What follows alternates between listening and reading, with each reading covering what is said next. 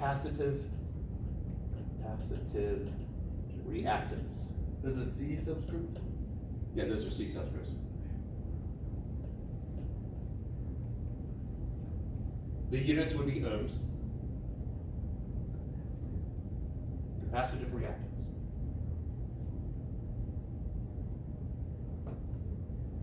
So given this, I can plug this stuff into here. Actually, let's go ahead and do the next one. And also, it'd be nice if for the entire circuit I had some sort of Ohm's law equivalent. And epsilon sub naught is going to be equal to I from the power supply times the impedance.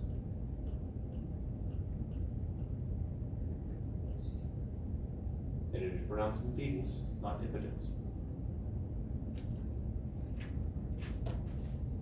Which means? You said which means? Which means? It is the, I was trying to get you to segue into. yeah, no, that I was just gonna go with, it's sort of a resistance analog from a DC circuit, that the equivalent resistance-ish type thing. It has units of ohms. So if I plug into here, I know that I have I across the power supply times Z squared is equal to I across the capacitor times X sub C squared plus I across the resistor times the resistance squared.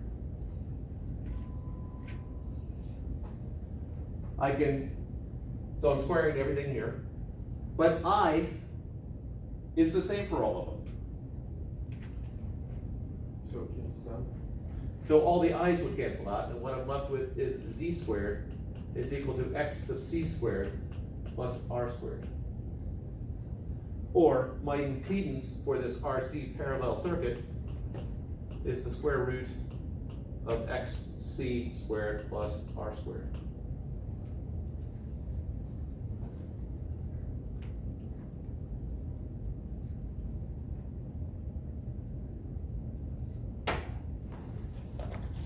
Now, these formulas here are going to be true regardless of what the setup is. The ones here on the right. The impedance, wow. The impedance, I was mispronouncing it just for the humor of it. The impedance. This is the formula specific to this case. So I think the textbook has a formula for impedance that is specific to a case, but if you don't read the qualifying text, it looks like there is a formula for impedance, and there is not a formula. There are many formulas for impedance, depending upon the situation. And that is a C there. Getting close to the point where I need to make my C's and L's look very different.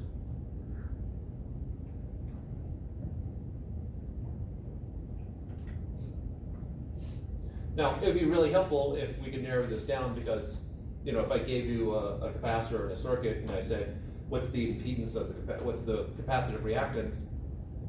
What are you going to do? So let's come up with the formula. I thought you said there was no formula. There's no formula for impedance. There is a formula for capacitive reactance. Besides the Ohm's law variation over there. I'm going to keep that. So let's go back to the place that we were before. If I have just my series, just my C circuit.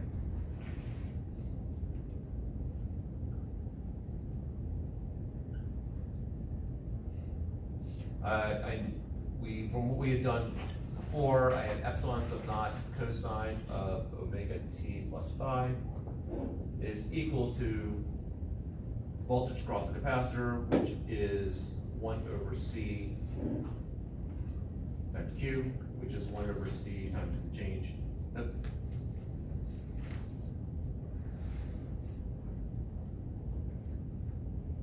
as Q over C.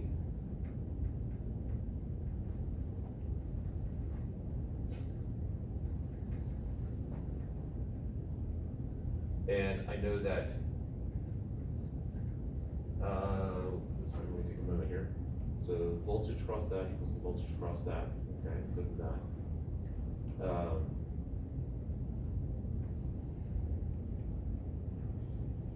Oh, okay. So Q, and that really should be a lowercase q.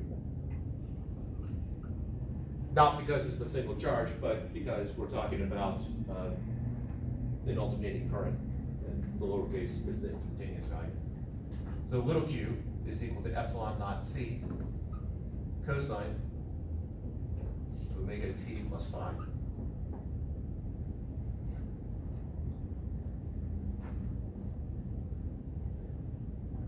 And I know the change in Q over the change in time is equal to my current. And so I'm looking at the slope of my cosine curve, which is negative sine. So it's negative epsilon sub naught c sine.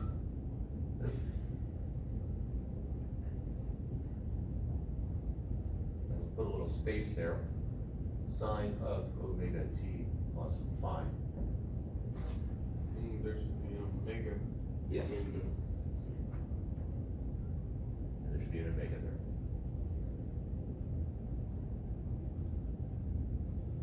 That's equal to, well, what's up front here is my amplitude. And I'm talking about current across the capacitor.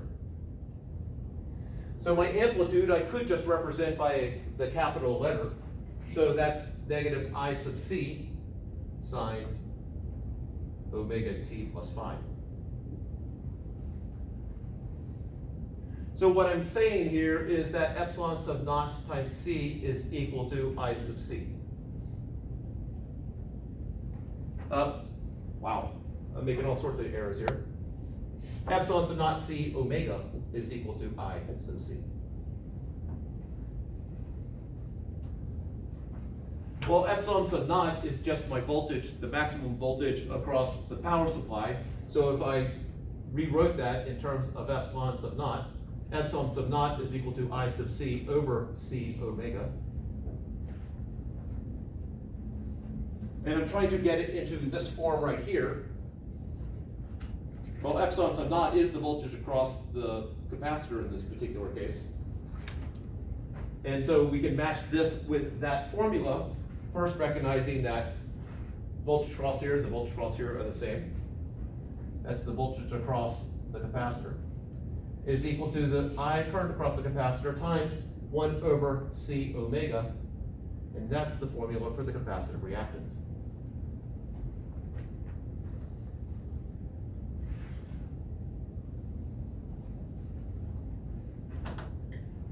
So I can take my impedance formula here and write it as the square root of 1 over omega c squared plus r squared.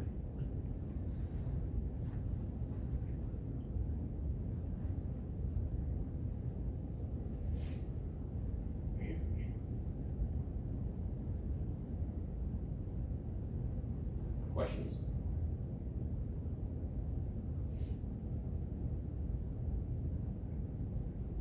Doesn't matter if you write CW or WC. It does, because it's supposed to be an omega. No, omega c or c omega does not matter. The c is capitalized as best you can differentiate, and omega is lowercase. So the capacitive Reactance. reactance is just equal to the 1 over C omega. Yes.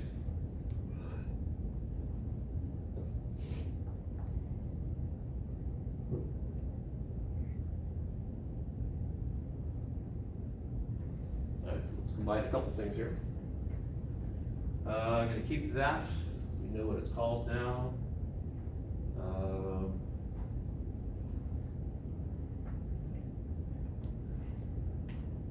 throw some numbers in.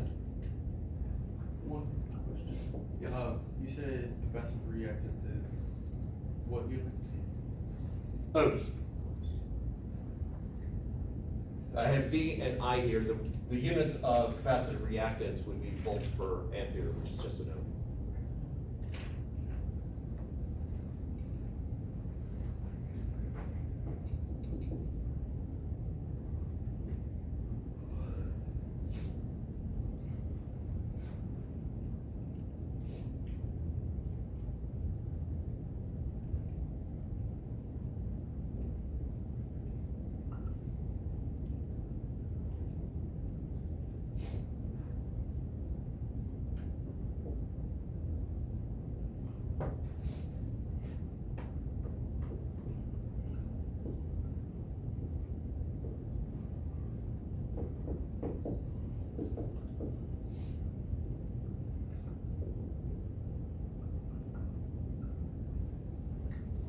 So I'm going to take this, I'm going to, for my AC power supply, just imagine I've got a power cord that's splits hooked to a capacitor and a resistor that are in series, and I just plug it in.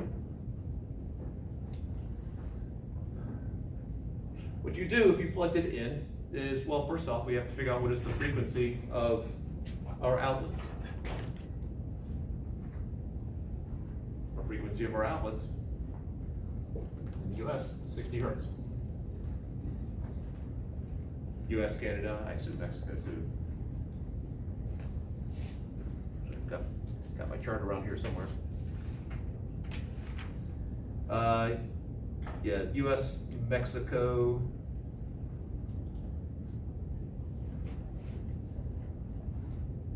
Yeah, slight difference in the maximum voltage for Mexico, but US and Canada are both the same.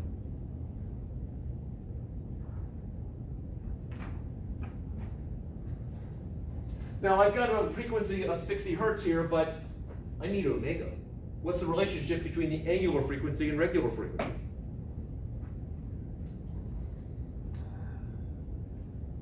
Oh, is this where we get, is there a lambda involved here? There's not a lambda involved. Although you might be thinking of, we ran across this before when we were dealing with harmonic motion.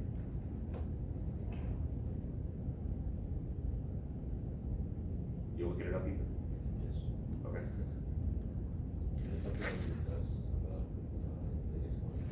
Yes. It would have been near the end of the semester.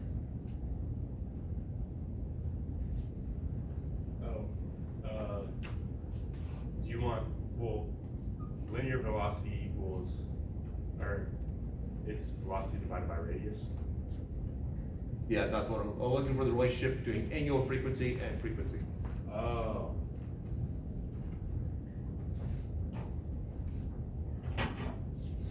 Heated angular speed and speed.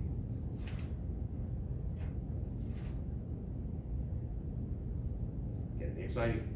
Is omega the angular frequency? Yes. 2 pi f.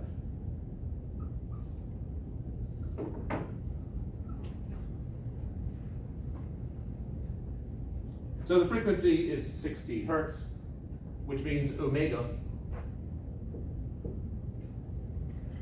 is 2 pi times that. And if someone would be kind enough, Where did we get the 60 hertz? that's US standard. Oh. I said we plugged it into our outlets. Our outlets are Oh. alternating 60 times a second. Well, it's clearly 125. 37, oh wait. 376.99 Units? hertz. Typically not hertz. If you wrote down hertz, hertz, I would say, is not technically wrong, but it's misleading. Oh, hertz is the same thing as 1 over radians? Is it radians? Combine what you two are going for. 1 over radian. Sorry.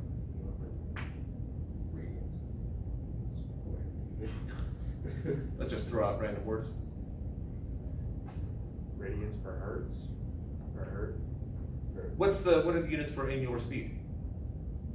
Radians per second. Radians per second. That's the preferred units to use for angular frequency. Any shorthand for that, or is it just radians? That is the shorthand. All right. So let's see what else we can parse from this. Well, we can always come back to it. All right. So omega is 376.99, and for the sake of what we're doing here, I'm just going to round that off to 370. So omega is 370 radians per second. Now, the lab that you're going to be doing next week, don't round off. I also give this idea that at time is equal to 0, my voltage is 100 volts. So I know that the generic formula is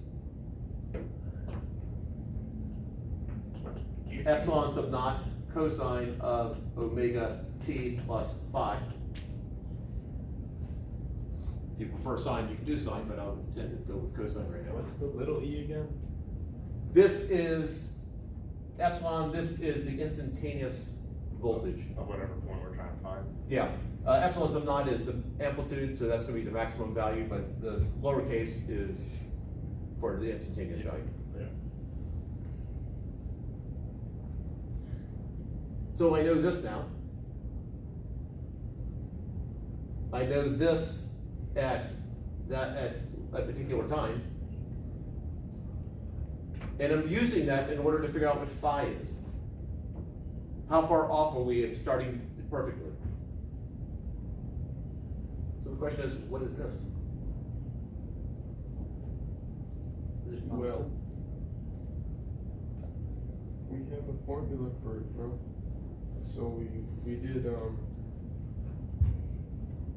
because I assume do we know the capacitance? We don't need to know the capacitance yet.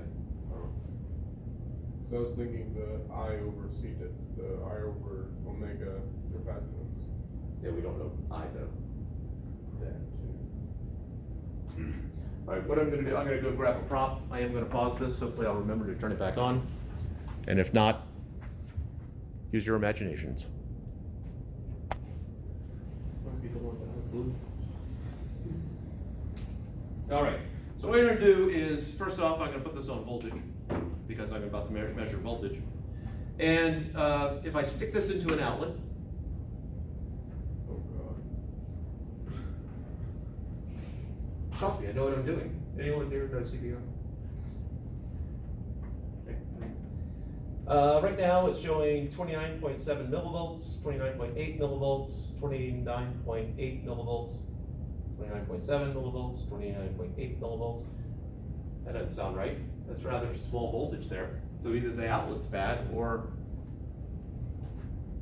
there's something else going on. I'm plugging into this one because I know these work. 29.8 millivolts, 29.7, 30, 29.9, 29.8, 29.7. So that's not a normal voltage for an outlet? No. Not at all? Well, Is it the wires? Nothing wrong with the wires, I'm assuming. I think it's being divvied up. No. All right, so let me sort of end the misery of you're trying to guess what it is. When I first turn this on, this is default to measuring direct current. It's doing a sample every so often. I don't know how often it does the sampling, but it does the sample. If it's sampling once every 60 seconds, let's say it samples 60 times a second.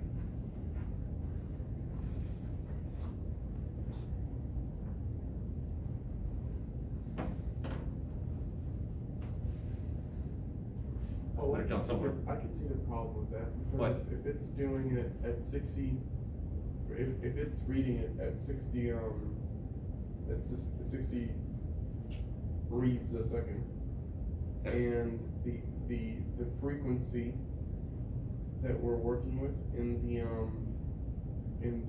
this context is that 60 hertz, that means that it's gonna read almost nothing because it's over on top of each other.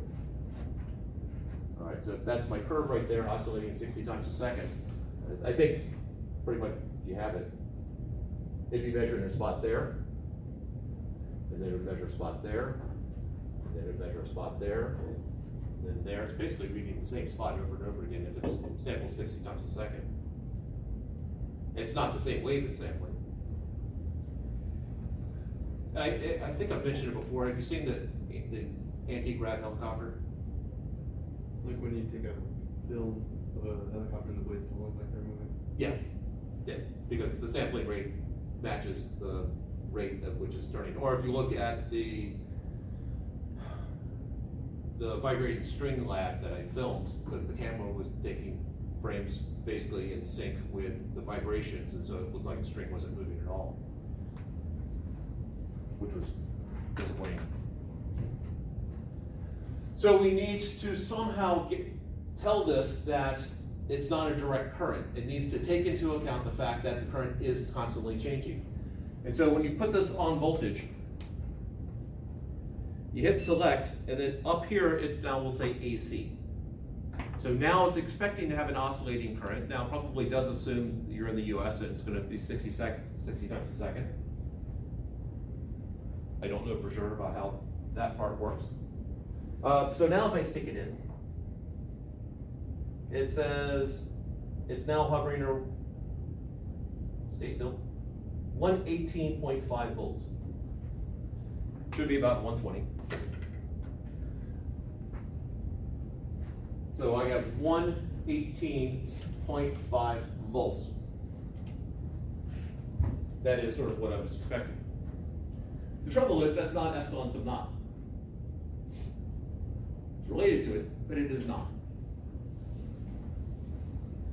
So let's talk about what is a single number. If I had to capture the voltage there that is constantly changing into a single number, what number would be reasonable to pick?